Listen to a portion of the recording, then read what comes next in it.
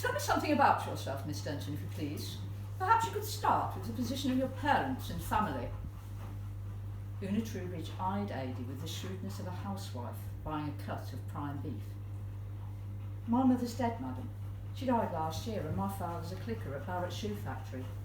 I'm the second oldest of 9 children. Adie hesitated as the door opened and a person entered who Adie assumed could only be Miss Radcliffe Hall. She wore breeches and a brocade smoking jacket. Her short hair was parted on the left and brilliantined flat to her head. Ah, John dear, this is Miss Denton. She's come about the position. Adie was paralysed with embarrassment. Of course she had seen women dressed as men in play acting. She had done so herself. We can't hear you. Sorry. Of course she had seen women dressed as men in play acting. She had done so herself. There was even a woman who wandered purposelessly around Northampton, dressed in an ill-fitting gentleman's suit. They called her Queer March, but she was regarded as a freak. She'd been carted away to the big house when she became violent towards some young men.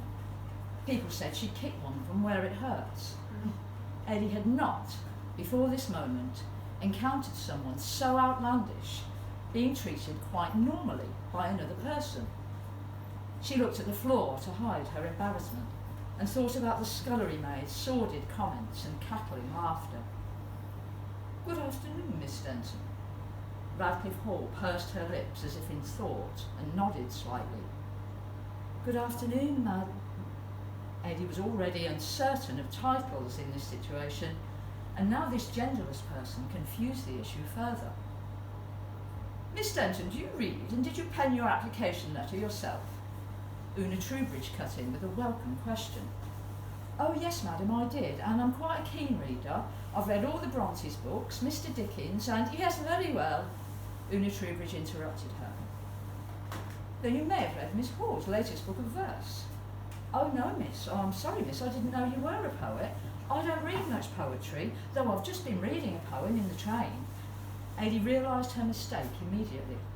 She certainly did not want to discuss Oscar Wilde in this setting.